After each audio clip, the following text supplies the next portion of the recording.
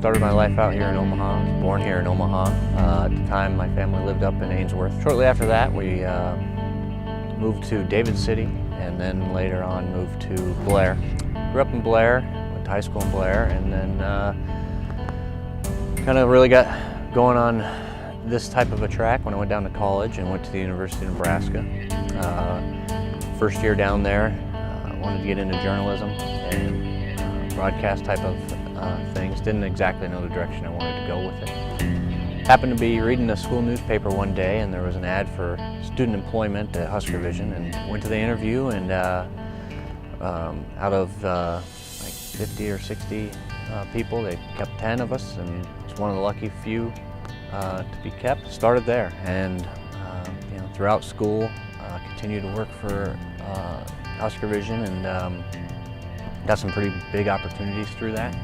Went out and did some work for big screen networks out there at the Salt Lake Olympics in Utah, which actually paid dividends later in life because was able to work with them later on down the road in Qatar. But either way, got through Salt Lake. Yeah, downhill hockey at Provo, and that was right after 9/11. And so it was, I've never felt like I was in jail until then. We had literally walls built up with barbed wire on top, guard towers, machine guns and dogs walking all over the place. And our truck that we were in was right by there. We had our security checkpoint we had to go through every day was maybe a half mile away from the actual venue. You had to walk in from there, and I remember flying in the first time to Utah, to the airport. I mean, I think it was a half hour out and nobody could get up. Everybody had to stay in your seats, no movement. Nobody could get out of their seats. And so that was the first Olympics after 9/11, and they really changed things. So graduated and finished up, and employed by the athletic department for probably a total span about 7 years, working with football, track, women's volleyball, baseball. Got in when they were building Haymarket Park. I run it. My wife got a job in Omaha, and it started kind of led me to look one day what was available, and Becca had a job down here, kind of overseeing their production of items as well. So I thought, you know what, that might be a great next step, and came down for an interview, and lo and behold, I got this job here, and it's grown ever since. It's basically doubled everything. We've shown our worth, and we've been able to prove what the value of it is, and we've been able to continue to provide obviously some benefit to events. We've been able to bring on more part-timers, another full-timer to help with our addition. We added the baseball stadium as well, and so it's been a crazy ride, but it's all led to here. So I've worked with the Olympics, the Winter Olympics. I've worked with the Arab Games in Doha, Qatar. I've worked in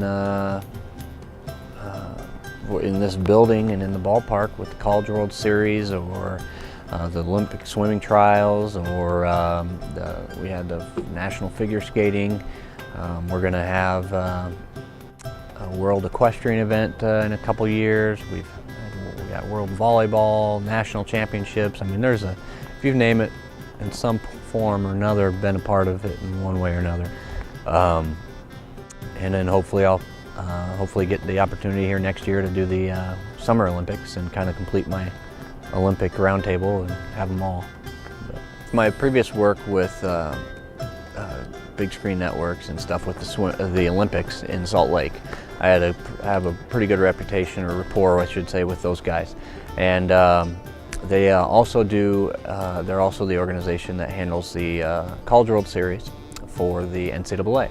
And so when they came in, I've had plenty of conversations with them, and they mentioned that they were going to do the Arab Games in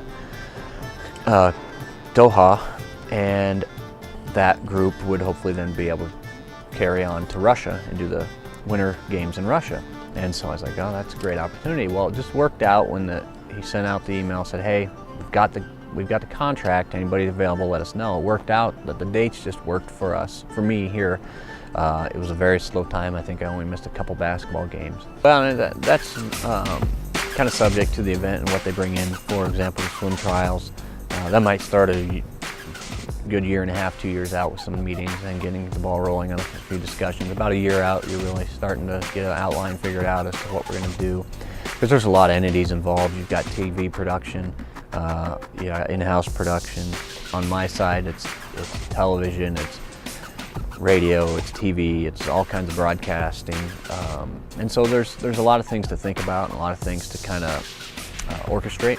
And so we get a lot of things rolling early as much as possible. As far as the in-venue and event production stuff, sometimes we'll do the whole thing on our in-house. We'll run the whole event. Other times they'll bring some people in and we'll basically execute their scripts and execute what they want us to do. 18 months ago, we finished the installation of what's behind me here, the center hung, and actually a lot of other technology as well. A couple of years prior to that, we made a commitment that we were going to need to do some upgrades to the facility. A lot of the behind-the-scenes things, such as cabling, control room that feeds the center hung and feeds the television system, all needed upgrade and brought up to HD. And so we started looking around, started touring, seeing what other people had, seeing what was out there. And we knew we needed to get up to HD. And so we made some infrastructure upgrades. We've made a bunch of changes with the control room, upgraded everything so we can operate in the events that we do have, swim trials, figure skating, just operate in those types of events even better. This display behind me is one of the best in the world. It's 4mm resolution. What that means, it's your pixels, how close together they are. Our old display was a 16.5. So we've improved over 1,800% in our resolution alone. Size-wise, it's a little taller. It's got a few more display options on it, and it's a hair wider. And so we were very, very fortunate to get what we have here. Like I said, we're one of the 2 in the country that has 4mm to begin with. We're the only college venue with that resolution. In our case, we can say it's an HD display because it is true HD due to the pixel resolution. In the structure of production, we're starting to work on looking at sound. We've done the video system. The video is all HD. The distribution of the system is HD. And so at this point, sound system is functional still. It's fine, but we're starting to see failures. And that's just going to add up over time, and it's going to continue to be a problem, and it's going to get worse. And it's a situation where we need to start replacing things or replacing a lot of things. One thing, we're saving substantial amounts of energy by just how we change the mechanical cooling of our control room and the equipment that it takes to run this display. We saved a bunch there, and as we go forward with some different LED technologies and control technologies in the house electrical systems, we're going to continue to save a lot of money. And sound systems, one area where once we replace some of those sound system racks, some of those amps and some of those old amps that power this sound system, those savings will pay for the replacement of that equipment.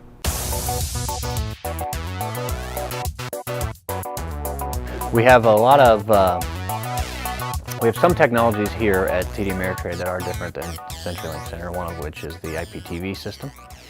We installed which is a different distribution type of system than what we have at Centurylink. Centurylink has coax, which most people know as their cable systems in their house are coax. Here at TD Ameritrade Park, it's IPTV system, which is over the network. It's over internet. It's over a network cable. It's all distributed via the network, and essentially it's multicasted to all these devices. So all these devices, all these TVs, all have basically their own set-top box behind them that actually does the control and interprets the system for them. So the TVs don't actually do the interpreting. the set-top boxes do. And that gives us a little bit more control as to how you can remotely shut everything on and off. All the TVs, you can remotely program volumes, change channels. We can use our iPads, our phones. We can log in, and we could technically change anything from anywhere. But as a whole, the technology in the stadium was geared to take the College World Series to the next level. Here at the baseball stadium, we've done College World Series. We do Creighton baseball here. We've done outdoor hockey, and we've done music festival concerts, and football games. So we've done, at some point, we've done pretty much most of everything you'd want to throw into a baseball stadium that would make a lot of sense. And so, fortunately for us, the stadium was adapted well enough. Our technologies were able to adjust enough that we could handle all those different types of events, and everything went smoothly for those events. Now, a lot of stadiums, you want to be as versatile as possible. Unfortunately, we've put it to the test, and we've been that way. For the College World Series, when ESPN comes in, we work with them, or I do especially directly, as lining up their whole space. Essentially, they have 6 or 7 trucks back there, a couple of them TV trucks, some trailers, backup generators, food tents, and everything like that, that all get distributed to their compound. We then work with them for connecting them to the building, connecting their wiring, making sure that we can get their cameras run where we need to get them run to. They run all the cabling, or this building is cabled, so they run all the cables to the patch bay that we have here. And we worked with them when we built the building to kind of address needs, what they would need to use, what they would anticipate using in the future. And so we built the connectivity in this building around kind of their needs and wants and requests. So we built, this one was built with that in mind, and so for them to come in here, they can cable a little easier. There's still some runs that they have to make here and there, but it's making sure that all that is in place, all that is ready, and once we get into the games, then everybody takes a breath. It's the few days leading up to the games that you put on a lot of miles, because you can't get anywhere in this ballpark without going 350 feet. It's one end of the ballpark to the other, home to the outfield, whatever it may be. Everything's on the farthest end. So you put in a lot of miles getting back and forth with ESPN and TV compounds and stuff like that. But that's part of it. And once we get through those first days, once we get into the games, it's just kind of, we wait and see what happens. Wait for the next thing. As I said earlier, you do all the planning, you do all the prep, and then you just try to figure out what's going to go wrong. When we first installed this building, we weren't, the funding wasn't quite there to go full HD everywhere, and so now we're starting a transition to HD on a yearly basis. So we're purchasing necessary equipment in certain increments every year to allow us to get to HD. Last year we got some equipment just behind the scenes stuff. This next year will also be some more behind the scenes stuff, but it'll also be like infrastructure changes that will allow us to get to HD on our systems and our in-house systems, truly. And it will also help us with dealing with ESPN and how we get their feeds up and down from them. We share feeds with them, vice versa. And so we need to be on the same platforms. It makes sense. My role is kind of, in my mind, is a microcosm of the technology. I mean, I started out as a coordinator in this company, and now I'm a director, through a few different years and some different promotions and whatnot. And so now I'm overseeing, all three of our facilities. We essentially treat the convention center of the Centurylink as it's a second building, and so, everything evolves, everything changes, and especially when you're dealing with technology.